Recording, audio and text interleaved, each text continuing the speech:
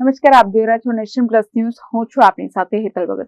છોટાઉદેપુરમાં આવેલી SF high school ખાતે માતૃભાષા દિવસની ઉજવણી કરવામાં આવી. ગુજરાત સાહિત્ય અકાદમી ગાંધીનગર, એસએફ હાઈસ્કૂલ છોટાઉદેપુર અને Gujarat council on science and technology Gandhinagar દ્વારા પ્રેરિત ઉત્થાન લોક વિજ્ઞાન કેન્દ્ર છોટાઉદેપુર દ્વારા આજરોજ તારીખ 21/2/2025 રોજ એસએફ હાઈસ્કૂલ ખાતે માતૃભાષા દિવસની ઉજવણી કરવામાં આવી હતી. દર વર્ષે 21મી ફેબ્રુઆરીના દિવસે વિશ્વભરમાં માતૃભાષા દિવસની ઉજવણી કરવામાં આવે છે. આ વર્ષે પણ મળી માતૃભાષા મને ગુજરાતી વિષયના અનુસંધાને ઉજવણી કરવામાં આવી હતી.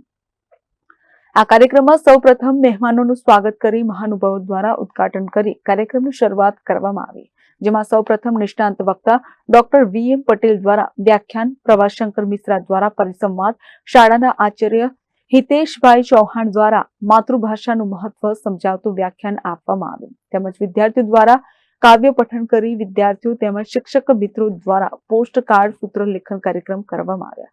ત્યારબાદ આમંત્રિત મહેમાનો, મહાનુભાવો તથા શિક્ષક મિત્રો, વિદ્યાર્થીઓ દ્વારા મારા હસ્તાક્ષર ગુજરાતીમાં સહી કાર્યક્રમ કરવામાં આવ્યો. આ કાર્યક્રમમાં મુખ્ય મહેમાન તરીકે જિલ્લા શિક્ષણ અધિકારીની કચેરીમાંથી એજ્યુકેશન ઇન્સ્પેક્ટર એસએન કોલેજના આચાર્ય ડોક્ટર વીએમ પટેલ તેમજ શાળાના આચાર્ય હિતેશભાઈ ચૌહાણ હાજર રહ્યા હતા.